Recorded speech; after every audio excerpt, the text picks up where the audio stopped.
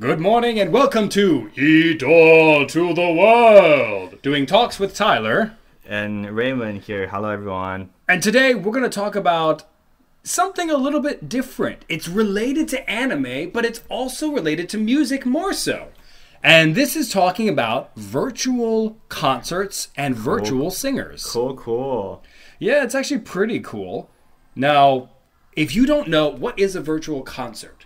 So, a virtual concert or a virtual show is when you are using VR goggles, virtual reality goggles. They're like glasses that show you a world that is not real. Virtual being not real. Now, this thing is kind of new to me because I don't know about you kids, but I'm much more of a person who likes to go outside, go out in the outdoors and everything. But I like to look into like the virtual reality once in a while. But something I found interesting is that there was something called virtual concerts and virtual singers that started as early as 2012, 13 years ago. But it became more popular recently. Now, Raymond, have you heard about this kind of stuff before? Like, had you ever heard of virtual singers or virtual concerts ever? No. Not before this? Same here. Yeah. Like, I hadn't 13 really, years ago? No. Yeah, like 13 years ago, this is when this started. I'd never really heard about it, but I mean, and then the thing that really changed that apparently was COVID. Like during COVID was when this really took off. Like I remember people were streaming their concerts during COVID, but apparently people would also do virtual concerts, which was actually something that's very interesting. And there's actually even virtual singers. So, people who are not real, who sing, and people will pay to go to their concerts. Yeah. There was a tour done. There's one person in particular, I'm probably going to butcher this name. I don't know if the order is right, but Miku Hatsune. Or maybe it's Hatsune Miku. I think it's Miku Hatsune. I think Japanese, they do the same thing as Taiwan. They say the last name first and the first name last. They say, yeah. So, but Miku Hatsune, she's a completely digital person. Well, she's not actually a person. She's just a computer program. Yes, yeah. Whom they design to sing, and people will pay, and they do tours. And people will pay to go to the concerts and see a computer images. There's no one on the stage. There's no actual person. It's literally, yeah. It's like a TV screen, a big TV screen that's programmed to dance and do all these kind of things. Yeah. It'd be like you paying like to see a movie essentially. But you have people who are playing instruments at these virtual concerts. They're playing actual instruments. Yeah, people just go and they watch this person do this. And she came out 2007 was when this idea came out and started having concerts. It's Miku Hatsune. So it's Would you pay for this concert? I mean, probably. I would say probably not, because I mean I have a plethora of reasons, but I can get more into that. But for me, probably not. I really don't really go to concerts anymore. Oh, okay. Because for me, I find them a little bit too loud. But that's just my preference and everything. I do enjoy concerts, but the idea of virtual concerts is actually interesting because it has a lot of problems, but it also has a lot of opportunities. Yeah, I think I will go for once. You think it would go? I mean, I would consider going just to see what it's like. Yeah, me too. In that kind of regard. Like just to see what a virtual singer, what their concert is like. The idea is very intriguing, especially during COVID. You had people like Justin Bieber. I remember I didn't attend a virtual concert, but I watched recently where Justin Bieber did a virtual concert and in the metaverse, and it was interesting to see like him at the center and all these people around. You could see them commenting, and it was like watching a YouTube video and you see the comments scrolling as it's happening, but it's a virtual concert. Wait, so do people pay for his virtual concert? Because I mean, if it's online, it doesn't. Well, it's not costing much, right? Well, it doesn't cost much. I mean, who knows? Maybe it does cost a bit because I would think there's a lot of things involved with putting on a virtual concert. Number one is you have to make sure you have the server space to hold all that information and be able to process everything. Like whenever you play video games, if there are too many players in the server crashes. So I imagine that there's got to be the cost of making sure there's enough server power in order to have this concert. And you also have to take in consideration that it's all being live streamed, or like live, I guess it would be live streaming in that case. And you have to have people who are maybe monitoring the chats and making sure that questions are getting answered and everything. Because I've been in a lot of classes where you have to pay to attend the classes. A concert, I mean, somebody famous, so I would think there would be some cost. But I remember there was something, it was one of the K-pop stars, I can't remember, one of the K-pop artists, I can't remember their names, but they had done a concert, because Korea, they had really actually pushed into this, well, like before COVID, getting to this idea of virtual concerts and exploring this. And there's a lot of things involved, and there's actually easier ways to present cheaper concerts, because if you don't have to like rent a huge building and everything, that's less of a cost. So you might pay like I can't remember the numbers, like a tenth of the price in comparison to going to a live concert. So there's a lot of opportunities I can think of at this moment. The first one is like cost. That's a big one. Number two is you can have a much bigger audience at one time. Like instead of just a stadium with like 10,000, 20,000 people, you could have literally hundreds of thousands, even millions of people watching, just doing live stream. So that's another opportunity there. But I could see some challenges as well. But like, what are your thoughts about this idea? Do you think there's any benefits to it? Do you think there's any problems with it? I think it's quite interesting to have this virtual concert. Yeah, it's definitely interesting. But I think I would still prefer in-person concerts more than virtual concerts. Yeah, it's more getting involved. Yeah, and that's the thing that I have a similar mindset about, is that one of the big things when you are performing, and I say this like because I used to perform, I used to do music. One of the big things of being a musician or being a performer is that you get energized from the crowd. When you have a group of people who are not really interacting and not really emoting, they're not showing any emotions. Yeah, it really kills the mood. Yeah, for sure, because you have to be there with artists, right?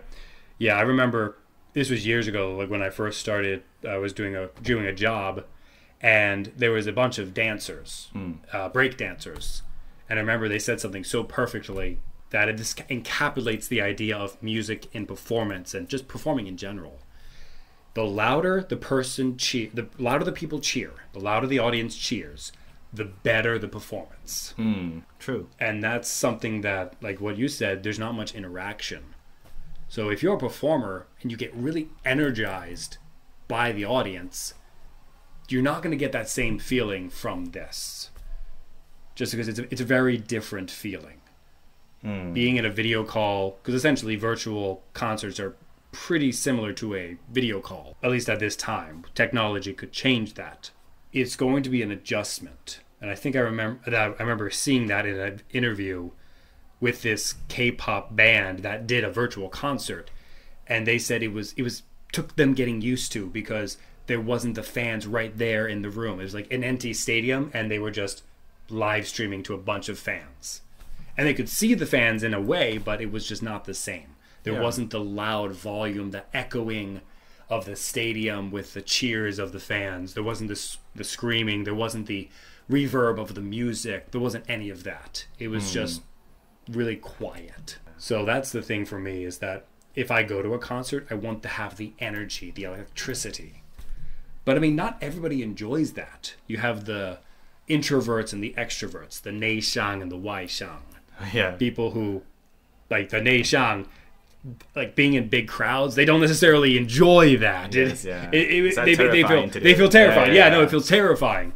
But the 外向, they like the more the bigger the crowd, the more pumped up they get. And they'll sing together with artists. And they'll sing their voices completely hoarse, like gone. Their voices are gone.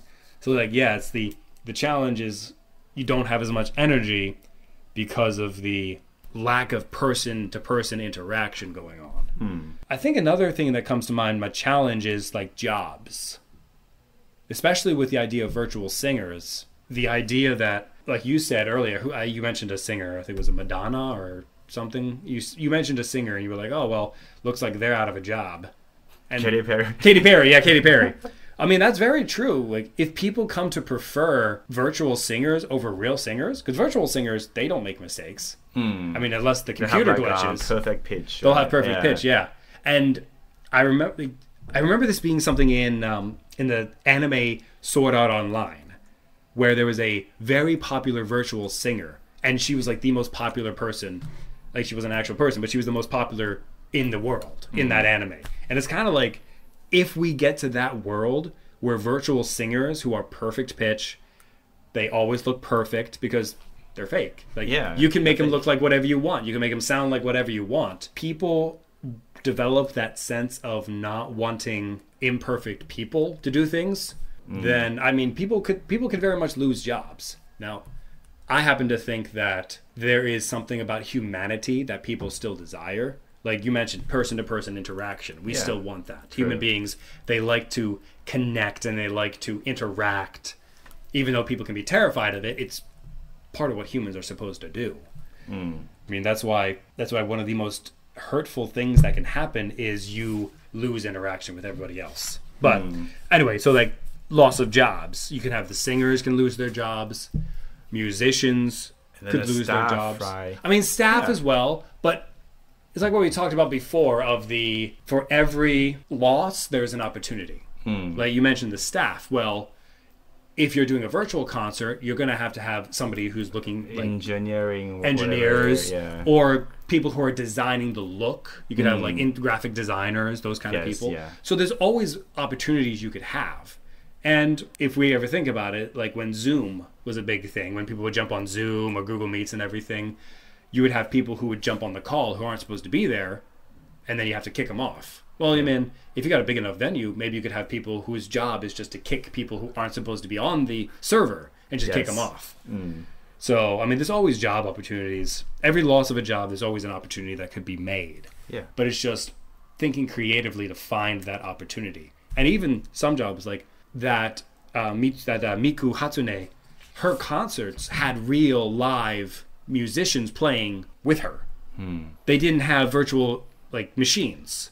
It was actual people playing. Yeah, it's interesting. It's like virtual singer, but real instrumentalists. It's like they're playing instruments for someone that's not real. They're playing for someone who's not real. But it's like you think it'd be the opposite. It's usually like a person singing to recordings or something like that. So it's kind of the opposite. So I mean, there's still opportunities in that regard. And another thing is that with every movie has what? Director, a producer, graphic designers. So those are jobs right there. Costume designers and I mean like artist designers and character designers. Like so everything that you would see in like maybe a movie, you could see being necessary for virtual concerts as well. Like virtual singers and virtual concerts. Because again, it's like the only limit to the opportunities is within your mind. You can always there's more opportunities out there that I'm not even thinking of. But it's a new world. It is. With its new opportunities, with its new challenges.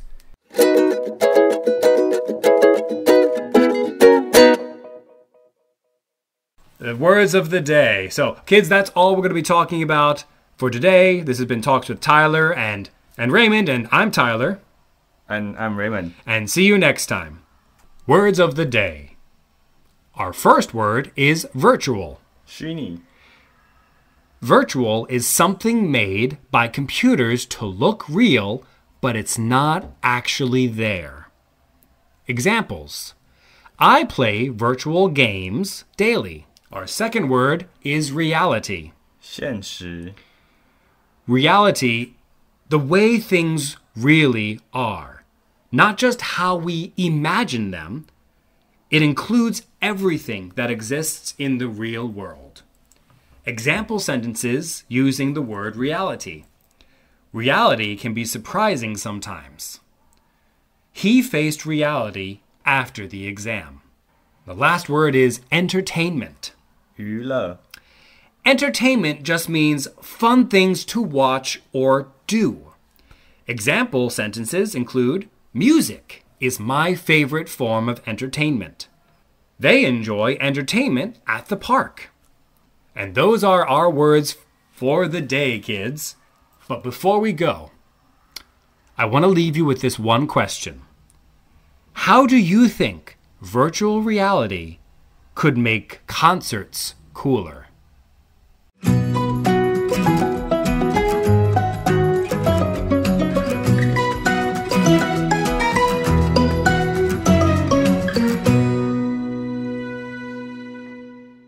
This program is sponsored and brought to you by Taoyuan ETRC, Taoyuan